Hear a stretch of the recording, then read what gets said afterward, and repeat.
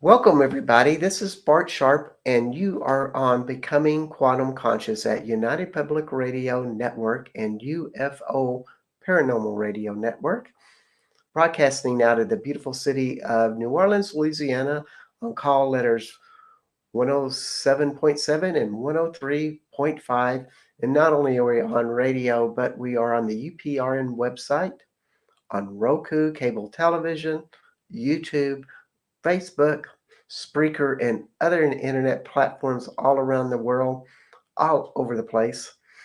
I am still in lovely France, and I'll be so all summer long.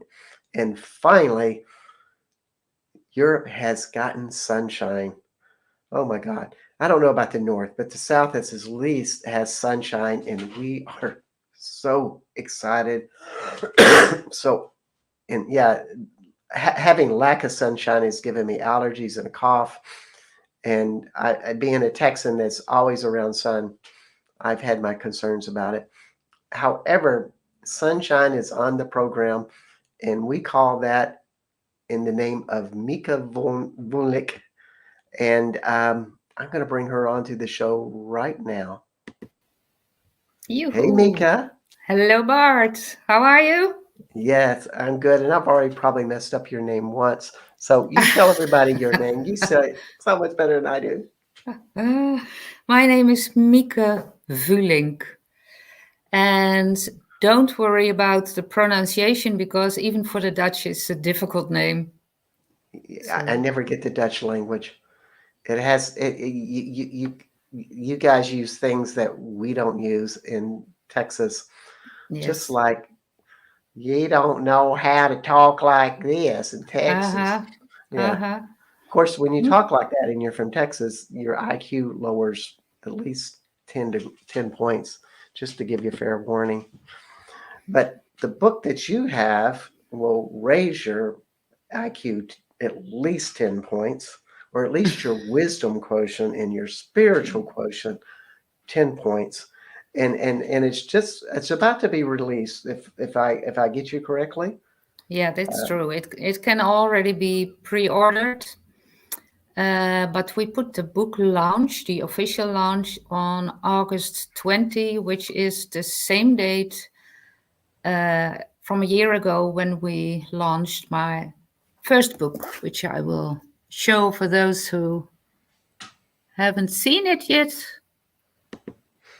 Yay. It's a really good book about the journey that you've taken here in southern France and other places of how the sites have changed you and your journey to change. Because, if you just go to sacred sites and go, whoa, man, this is really amazing vibe here, it's probably not going to work for you the way that when you open your heart and soul in these places and you've done emotional work to where you're kind of a pure vessel and you're open Mm-hmm. your senses, Mm-hmm. then you start to get it, which is a lot about what your second book is about as Mm-hmm. well, called Immortal Love, Awakening in Sacred Footsteps, which Yes. I just love that title, Awakening in Sacred Footsteps. What can you tell us how you came to that title? Mm, yes, I can tell you.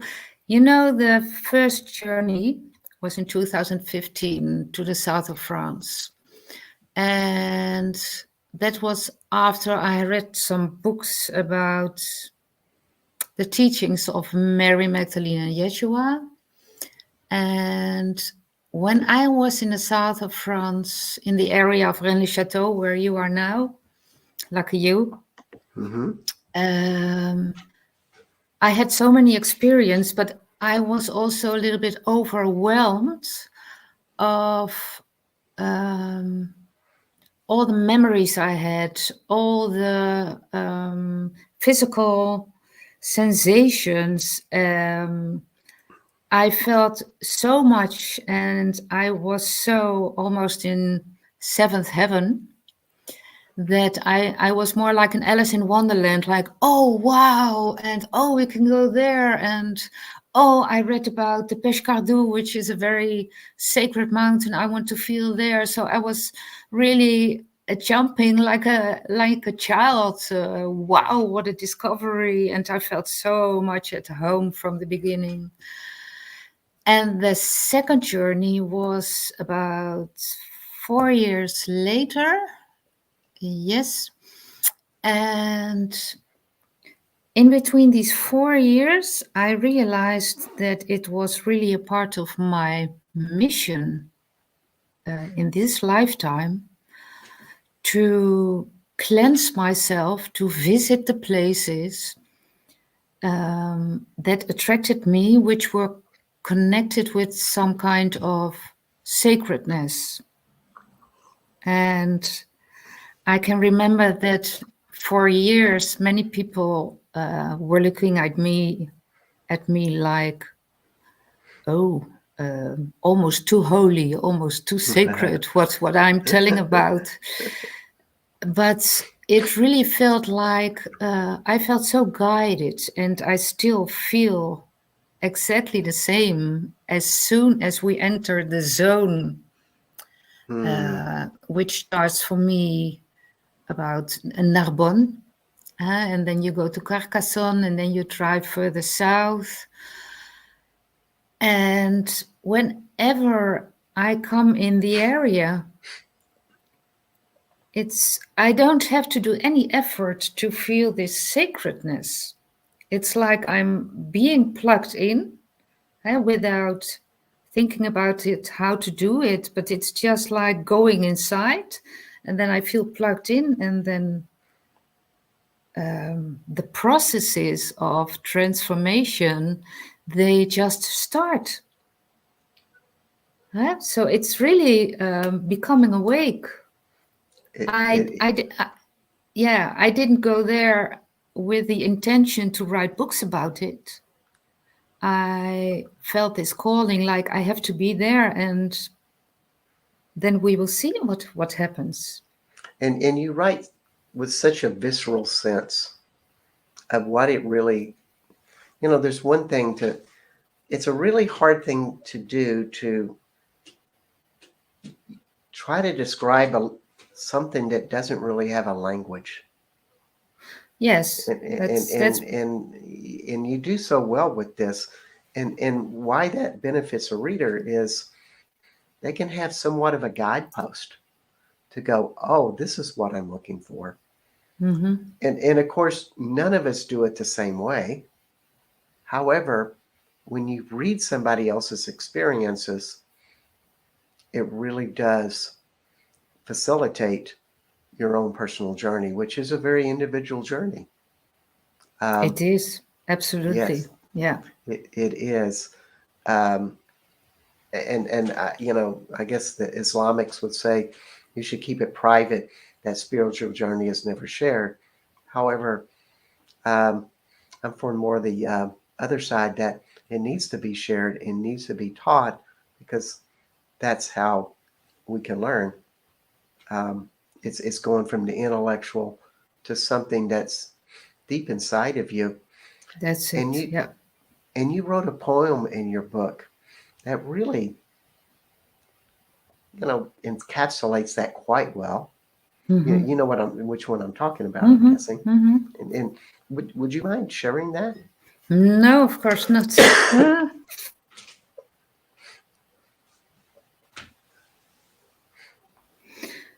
um, yeah, actually, it's the core of the book, and about my own way. And my way can be different than your way, but the intention I could say, to enter the heavenly kingdom within yourself, or to find a divine presence in yourself. I think that's what most people are looking for. Yes. So the poem has got the same title as my website. It's called The Inner Way. What is it that you are looking for? that is written in your soul. What sometimes is known, sometimes feels lost, for which you give it all. You won't find me inside the crowd, but where your silence hears. Why don't you turn around inwards with questions, pain, and fears? In processes of all which grows, my love is coming through. That's where the light is shining. Yes, divine presence in you. I know your heart's desires to live divinity. It is my sincere, deepest wish to birth you. You are me. That's the poem. And when I read it, I still get goosebumps myself. It's a wonderful poem. You know, yeah, And before sorry. we say another word, anybody that would like to join in on the comments and ask Mika questions of any kind, please join in. You know, the thing that I always love about it is like everything comes within. We always find the answers within.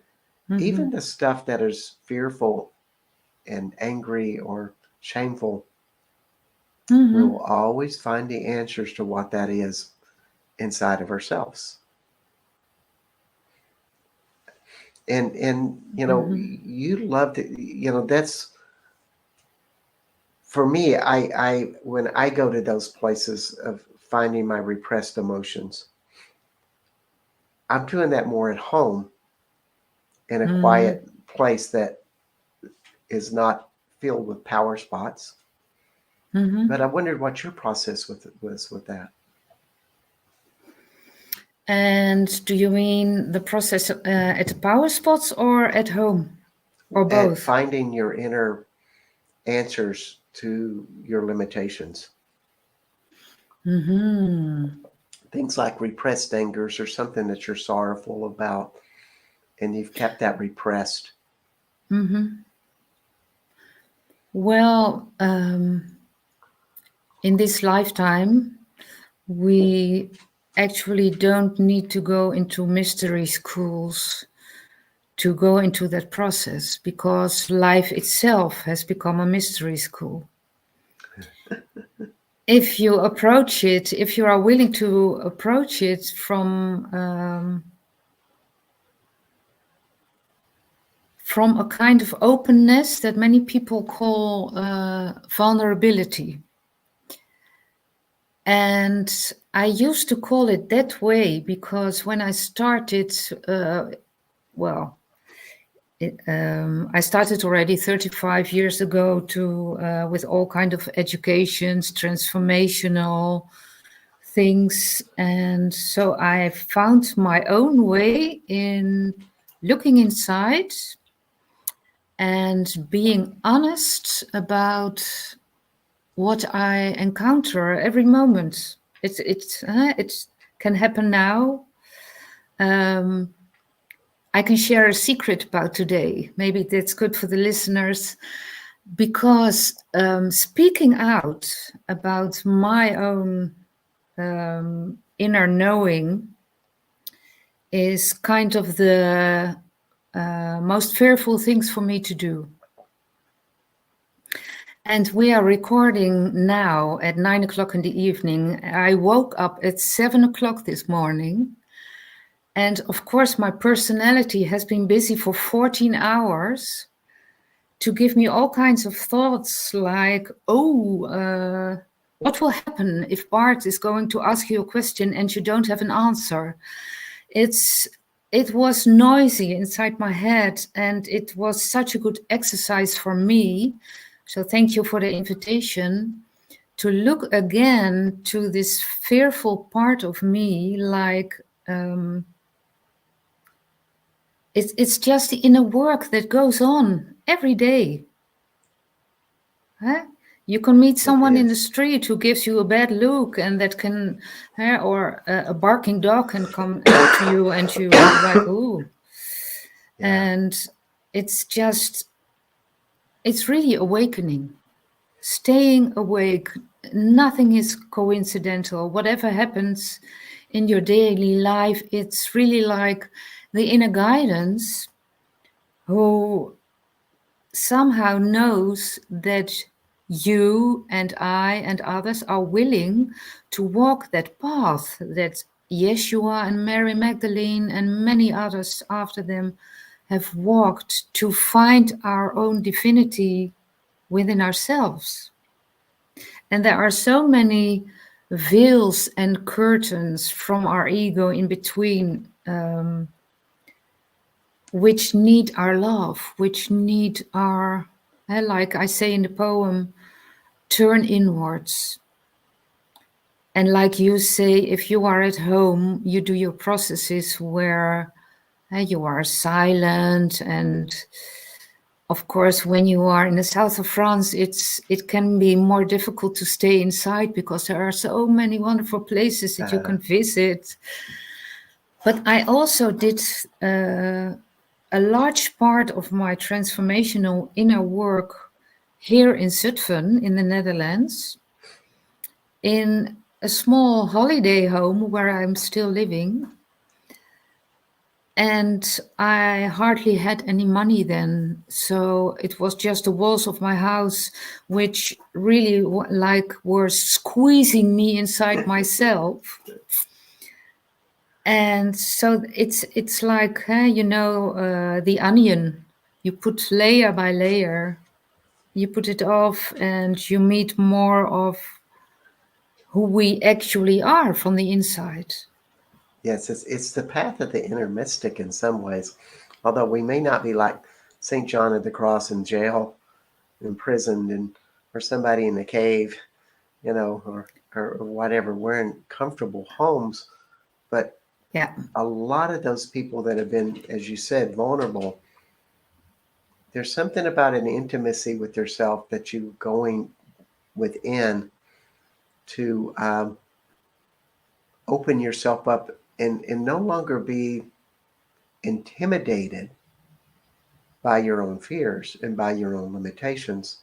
For me, I Yeah. just did a lot of energetic clearings and shamanistic work, had a lot Mm-hmm. of conversations with my body. There's so many different techniques with that. But Mm-hmm. you start to build this different self, in my Mm-hmm. opinion. And you bring this up so well in your book. I love this term called the oneness field. The The oneness field. I believe that's the term that you use. It's about in the third or fourth chapter, you said, yes. I was building my oneness field and it was giving me, I guess, this confidence and possibility that almost anything can happen. And you started almost like summoning, or not summoning, but being open for this big change to happen in your life. Mm-hmm. And it's like a major attraction factor for you. Mm-hmm. And it's wonderful. And then voila, guess who appears but this Voilà. lovely man named Vincent, Uh-huh. who I love. He's such a loving man. It's He's just, true. Yeah. it's kindness just radiates all over him Yeah. and inside of him. And it's so neat to see a relationship that doesn't seem to have a big polarity of like, oh well, he's the strong one and I'm the weak one, or I'm the loving one and he's the angry one, or uh, there's this big difference a lot of times in relationships. But you two seem to be very aligned in this journey and of your love field, or this oneness field that has love Mm-hmm. with some of the same desires, motivations Mm-hmm. to open and explore all of these adventures. That's absolutely true. And my journey through life was a big part of that was learning by relationships. So Vincent is absolutely not my first big love, but he is the one. Well, I cannot say he has waited for me, of course not, because he has had his own life and I have had mine. But it was we had a almost impossible start, but we found each other in a session, and our first encounter was like we both were flabbergasted, to use that word, but not when we were together. It happened when he left after the session, and he started to become like, oh my God, he started to panic. Where is she, that woman that I saw today? And I felt like, oh, I want to do a session with him. And well, then things start to unfold, but he was married already for 40 years and his marriage was really good. So it took me 5 years to finally surrender to a higher plan. I gave him up so many times, but whenever we were together, we did the sacred work. That's where we came together to do Wow. sessions together, and it was. I can say the meetings never were because of a personal desire, but we felt like, okay, we have to be together to do the work, and only God knows what is the work, where is this going to. And then, well, it was how can I say, it had to happen. And in the beginning of the summer, I don't know which year anymore, I was really praying and speaking to, well, to God or to the light world or whatever you want to say, to this source of creation. And I said, if it's not meant to be, then okay, I give it up. And then 1 week later, he lived with me. So then it's Wow. really quickly changed. And what I did before on my own, my transformational inner work, we started to do together. And I don't know the English name for that, but I think it's something like the pressure cooker. And hold that thought because Carrie Langdock says hi to both of us. Yeah, I see. Uh, Hi, Carrie. Yeah, that's a really interesting word, pressure cooker. And sometimes when you got the pressure cooker, the best thing to do is surrender and see where it takes you. absolutely. Yeah. But I was aware of that, okay, now, like maybe I was on volume 4 and now the transformational work was suddenly on volume 8, like, okay, we have to speed it up. Yeah. Yeah, So, and it's it, and yeah. I mean, when relationships have a bigger purpose, there's just so much more love there. I mean, so much love. Relationships are about familiarity Mm-hmm. and such, as opposed to a creativity or desire to uh, accomplish some of the same things. Uh, you feel much bigger when you're around them because you both have this common energy, common value, common Mm-hmm. power together that magnifies. Mm-hmm. Uh, almost like it's electric. Mm. And you're Yeah. both very soft and kind people. So, you know, your electricity has just, I'm sure, its own unique brand. Well, Yeah. thank you. Mm, thank And you. yes, and we're kind of midpoint in the show, so I just want to tell everybody that you are you are with Mika Vulink. Getting closer with your name. It's improving. Yeah, absolutely. And Yeah, you can say it, so everybody will get it right. Mieke Vulink. Vulink. And author of Immortal Love, Awakening in Sacred Footsteps.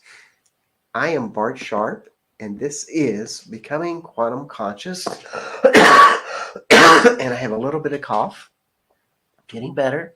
And you are on United Public Radio Network and UFO Paranormal Radio Network at 107.7 and 105.3 out of New Orleans, Louisiana. And we are on Roku, cable television, the UPRN website, uh, X, or formerly known as Twitter. I still like Twitter better than X. Oh, how appealing. Um, Facebook, YouTube, and other web internet platforms out there. And Mika and I have known, both have this passion for sacred sites. And can you tell me about one of the sacred sites that really that you've talked about in your book, or that was really Hmm. meaningful? I mean, all of them are meaningful. You wouldn't have written them, but tell us of a special one. A very special one. I know that that one is also special for you. And I wrote about that place in my first book. And it's the little old chapel of Saint Salvaire. Ooh, I'm going there And tomorrow. oh, lucky you. It is such a special place. The energy when you already the trip on the mountain. Eh? It's Yes. it's like you're going to a magnetic field that's is kind of calling you and welcoming you. And if you are really open, if you really go there and not really with the attention outside to the church, but with your attention inwards in your heart, then you can almost do nothing else but start to pray when you walk into the chapel. It's such a sacred place. And I visited now maybe, I don't know, 7, 8 times. Yes, Saint Salvaire. Huh? Uh-huh. And it's always like some kind of miracle happens there. Or it touches me deeply, the tears roll again, or I suddenly feel overwhelmed by joy. And there is really something very special with the energy of the big pole, Oh the yes. the big stone. How do you You mean call the it? stone that's in back, that looks Yeah, like a post that they might have tied their donkeys to 2,000 years ago or something? in the chapel. That's right. Huh? I don't Yes. know. I don't know where it is connected with, but mostly I start to pray in the chapel, and at that special time, I really had to embrace that one, and I put so my head on it, and I started to pray, and I was like, "What's this big love which is here in the chapel? Where is this coming from?" And many people say, "Oh, Mary Magdalene was here, Yeshua was here." Yeshua could be buried close in the neighborhood, or maybe Mary Magdalene. And well, you know about that. They can be So, about so, in. so part of the legend is that Yeshua either died there or he was in human form and he made a transition out of it. And there's kind of a gateway opened in this building, maybe due to his leaving. That's my own theory. Okay, yeah. Well, that's the only thing which can be confusing. The longer you, the more often you come in the southern France on all these power places, the more different theories you hear about what could be happened or who could be buried or whatever treasure could be there. But the confusion disappears as soon you realize it's not about what was here or what was outside, but it is about what it touches you at that moment on that spot. And it can be Exactly. different. Every next time when you come there, maybe you had a great experience, and maybe next time you feel nothing. It can happen, but it's really about, yeah, like I told you before, we are all instruments. And either our ego is playing, we give the music to our ego, and then you will hear such a different kind of music. If you give your instruments from your heart into your higher self, or maybe even into God's hands,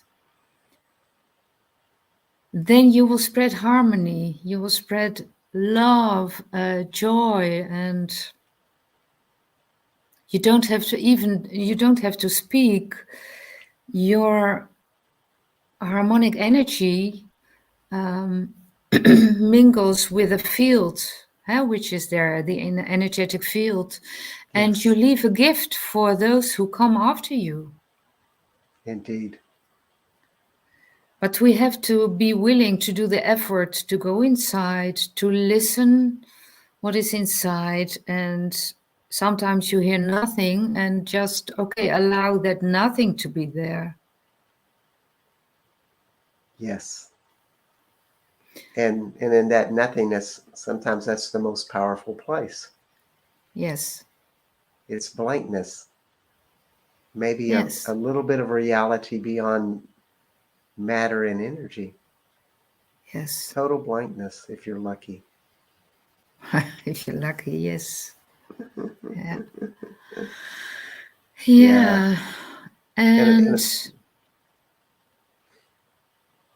a place yes, like St. Ver really facilitates those types of energies. yes. It's like you said, it has all possibilities. Hmm. So when you and Vincent go into some of these places, does it magnify with you two even more so? And could you share a little bit if how that's changed as y'all have grown together? Well, it's true. We are kind of amplifier for each other. When we work together, um, for me, it's easier to open up to even deeper layers or higher layers. And of course, we are like different poles. He's more masculine, I'm more feminine. He is mostly the one who stays. That used to be what I want to say now. It used to be so. He was the one who always stayed very clear when I slide it into the emotional layers. If I want to come to my deepest truth, it used to be that I had to go through many emotional layers. So either I started to cry, or either I became angry, or I started to project on him, which he bravely survived always. Um, but now we are more like, it's not that we kind of have a sort therapist-client relationship at that moment. He is doing the inner work with himself, and I am doing my inner work with myself. And that's kind of a lemniscat. We are, yeah, that's maybe why it amplifies each other. Yes. Yeah, because you've both done your work, and he knows your fears. He knows where you're going through, and I think in the feminine, we're more sensitive to that because Mm-hmm. I do have a lot of the feminine sensibilities, though I'm a Mm-hmm. man.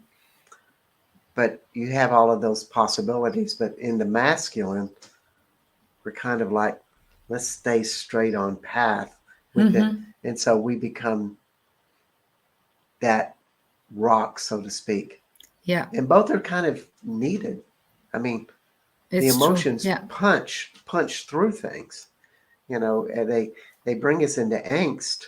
But when we finally get to the other side, we're at a new level a lot of times Mm-hmm. if we're not afraid of them, if Mm-hmm. we allow them to have their own process. Yeah. Yeah, I've learned from Vincent that it's very important.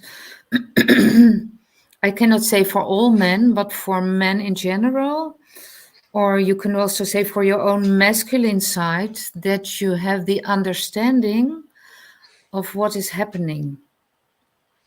So Yeah. if you understand how the power of fear works, if you understand how the voices of the ego can work, how you can disempower yourself, it's the yeah, it's really the understanding which is necessary.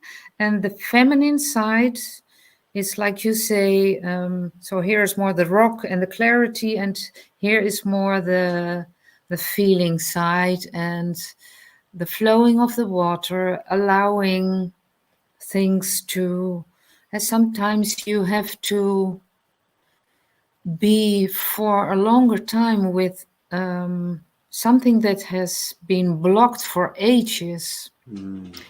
That happened with me before this Pentecost. On the evening before Pentecost, I got a huge pain on the upper part of my spine.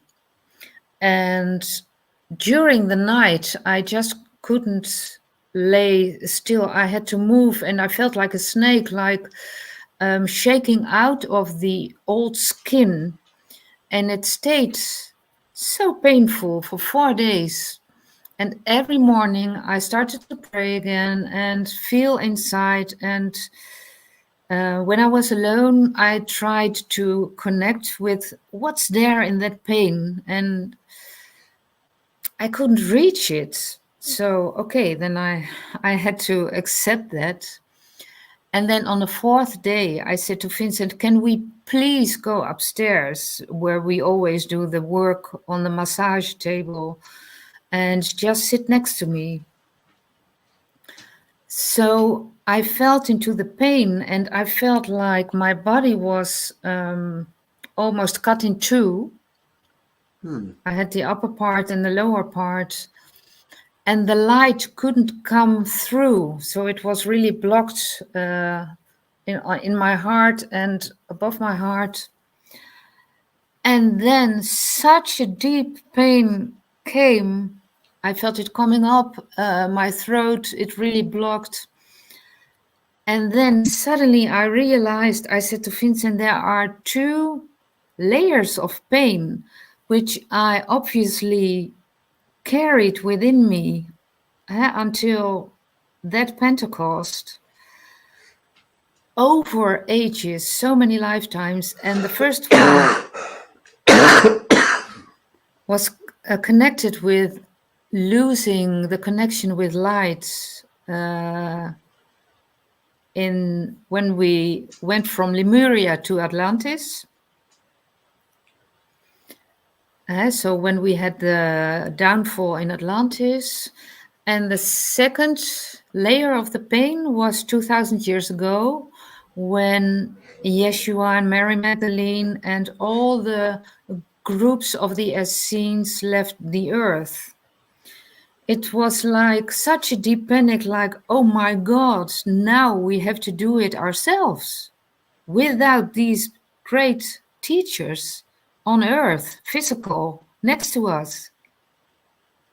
So I'm telling this because maybe it can help others, that whatever comes up and you feel, if you feel such a deep blockage and you cannot come through, trust it will happen, and every step in between is necessary to give you either to help you to surrender or to give you more insights where it is connected with. It would seem like, a limitation like that would have multi levels. In other words, it's a theme. Clearly you were involved with those groups, and that's why Mm-hmm. you felt them so passionately. It wasn't like you read it in a Mm-hmm. book and it struck you. You were there, you felt the experience of it, and it's probably replayed over and over again, and probably has a replay this lifetime, but just in a different scenario. Mm-hmm.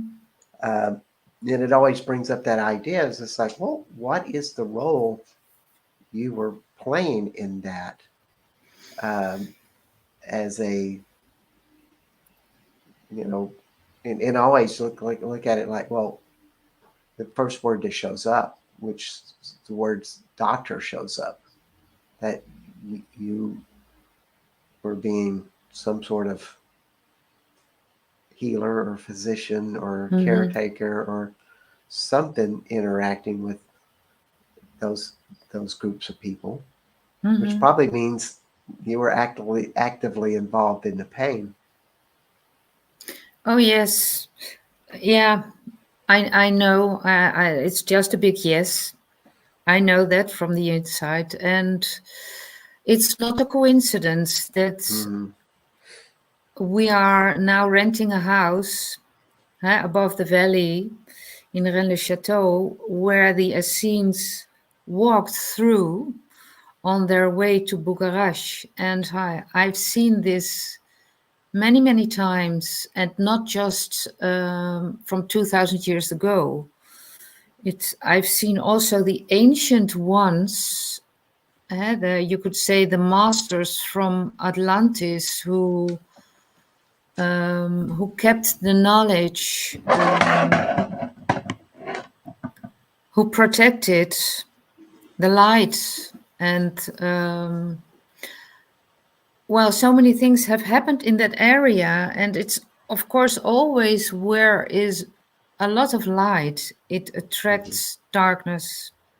Yes, yes, And I think it's not just my story. I think maybe everyone who is listening now, we are all here for a reason. And we are not here to experience the, what's the English word? Um, to be destroyed again, to see what we have built up with so much love and light that it cannot be destroyed again, because we have those temples and those mystery schools inside of us. yes. And we also had the help of the vibrational development of this time, Yes. and Oh, other yes. things, and other leaders.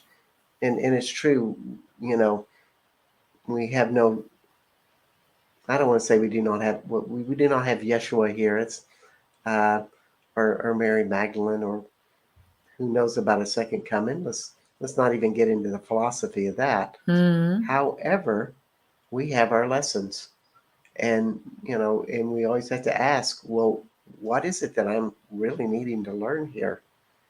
yeah. Um, you know, for me, it's a lot about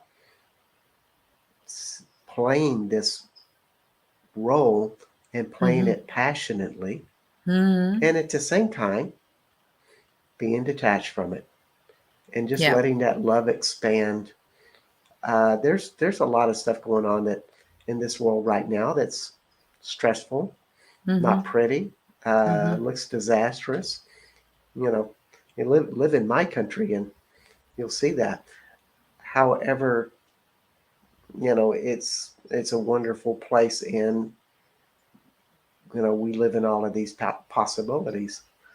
What I love about you is just your passion to explore this stuff and to research and study and learn the stories, and not only learn them from the books but also the French, the Dutch, the Mm-hmm. English, the Germans. Mm-hmm. You Mm-hmm. hear all of these great folklore stories, and you're writing them down and sharing them, which you just have such a wealth of knowledge in those areas. You know, big folklore teacher type of thing. Well, It, the word passion makes me happy. Yes. Uh, there's really a big fire inside me, which one can feel if you read the books. Uh, but I think also it's due to the fact we are not only here to learn, but we are also here to give, to share. And if you want to share something which is of value for others, me, I want to share it from the most purest intention. I cannot say I am pure, but my intentions are pure. yeah. And what I never want is to claim that I have the truth, because we all have our own truth, we all have our own filters. But I'm really searching for deeper layers of truth, and they will change. My truth has what I think or what I feel as what is true. It changes because my consciousness is growing, and that's kind of a duty. I feel like I have to keep working on myself if I want to be able to give what um, what my soul wants to give in this lifetime. Yes. Yes. Huh? And you're intensely on the path. Being around you and Vincent, the few times I have, that's what always impresses me is just it just feels like every moment you are working on it. Uh, and that's what the books seem to do too. It's like these stories of going into these sites and having this surrender to the mystery of what it has to offer to Yeah. yourself, Mm-hmm. in that journey. And that's one of the things that is so valuable in learning is somehow how the mystery is unraveled for you. Mm-hmm. And it's amazing because all of these places are filled with clues of various levels.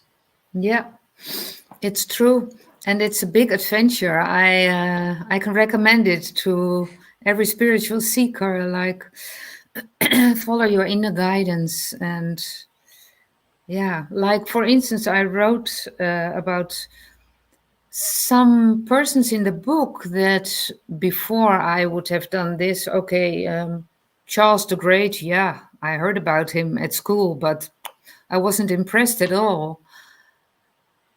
And we keep on meeting him or seeing his name, or yeah, like last weekend we went to a wonderful workshop with Lars Muhl, and we had one day free, and we were close to Aachen, where Charlemagne, Charles the Great, Uh-huh. had his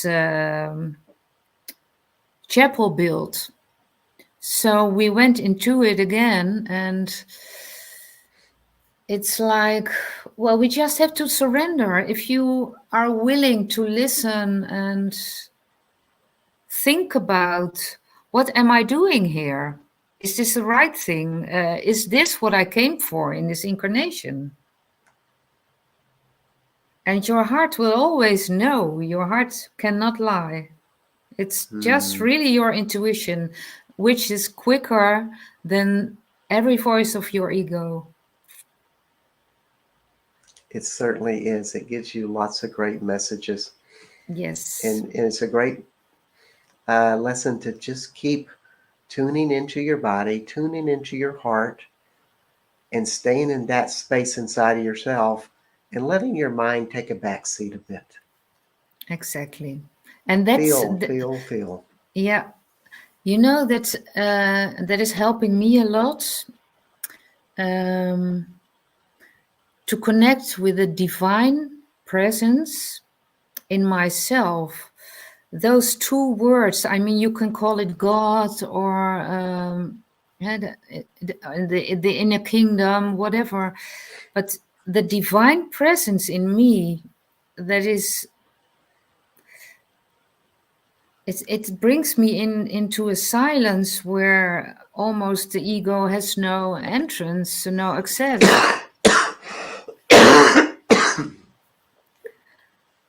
Yeah. Hmm. It is a big space. So we're coming to the close to the end of the show.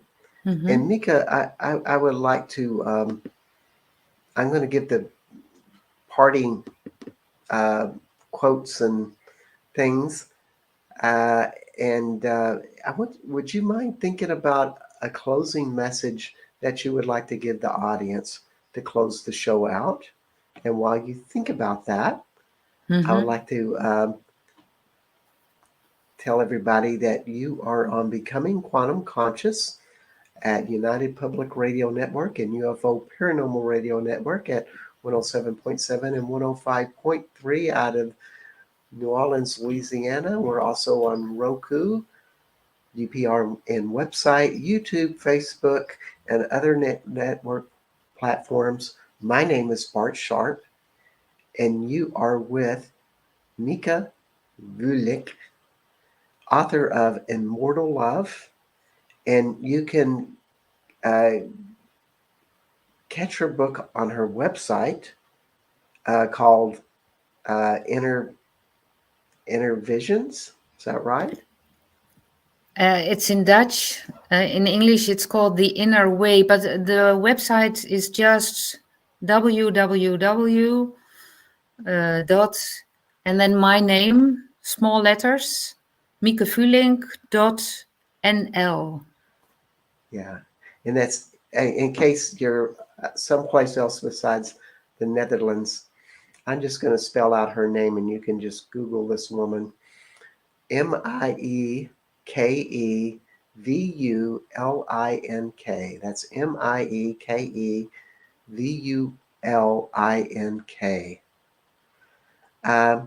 So, Mika, what parting wisdom can you share with the audience? Hmm.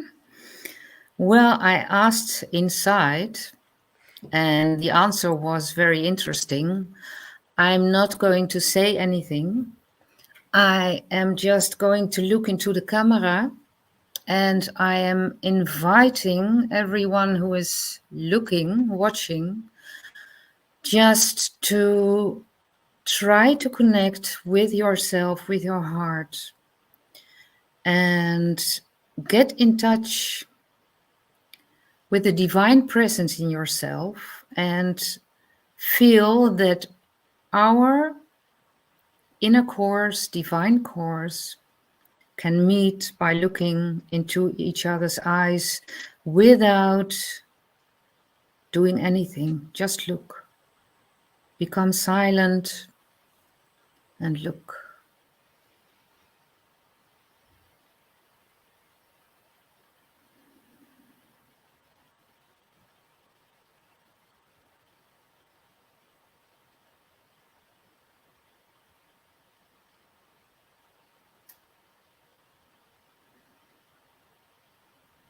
can you feel how valuable you are? How valuable it is that you are here on earth, in this body, and that you are so deeply loved.